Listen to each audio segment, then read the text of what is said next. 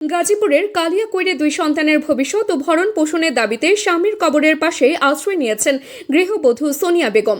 শ্বশুরবাড়িতে জায়গা না পেয়ে কখনো কবরের পাশে, কখনো প্রতিবেশীর বাড়িতে আশ্রয় নিয়ে দিন কাটছে তার। সন্তানদের নিয়ে মৃত স্বামীর বাড়িতেই বাকি জীবন কাটাতে চান তিনি, কিন্তু সেখানে তার জন্য কোনো জায়গা নেই। ইতিমধ্যে তার এই মানবিক সংকট বহু মানুষের নজরে এসেছে। অনেকেই আর্থিক সহায়তা দিচ্ছেন, পাশাপাশি প্রধানমন্ত্রীর নির্দেশে উপজেলা প্রশাসনও তাদের পাশে দাঁড়ানোর আশ্বাস দিয়েছে। স্থানীয় সূত্রে জানা যায়, কালিয়াকৈরের উত্তর লস্করচালা গ্রামের কফিল উদ্দিনের বড় ছেলে সুজন মাহমুদ ব্রেন টিউমারে আক্রান্ত হয়ে গত 2রা এপ্রিল মারা যান। মৃত্যুর পর সোনিয়া অভিযোগ করেন, যথাযথ চিকিৎসা না পাওয়ায় তার স্বামীর মৃত্যু হয়েছে। এই অভিযোগকে কেন্দ্র করে এলাকায় সমালোচনা ছড়িয়ে পড়ে।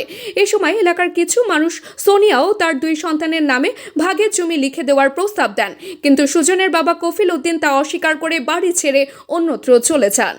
অন্যদিকে হযরত শাহজালাল আন্তর্জাতিক বিমানবন্দরের বহুল প্রতীক্ষিত 3rd টার্মিনাল উদ্বোধন করা হবে আগামী 16 ডিসেম্বর অথবা নতুন বছরের শুরুতেই, এমন ঘোষণা দিয়েছেন বিমান প্রতিমন্ত্রী এম রশিদুজ্জামান মিল্লাত। বৃহস্পতিবার সচিবালয়ে প্রধানমন্ত্রীর সঙ্গে বৈঠক শেষে তিনি সাংবাদিকদের এ তথ্য জানান। প্রতিমন্ত্রী আরও জানান, টার্মিনালের হ্যান্ডেলিংয়ের দায়িত্ব পাবে জাপান। তিনি বলেন, 2 থেকে 3 মাসের মধ্যে কক্সবাজার থেকে আন্তর্জাতিক ফ্লাইট চালু করা হবে।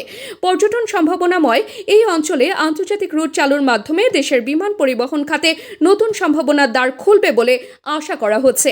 বৈঠকে আরও সিদ্ধান্ত হয়েছে, আগামী 30 এপ্রিলের মধ্যেই 14টি নতুন বোয়িং কেনা হবে।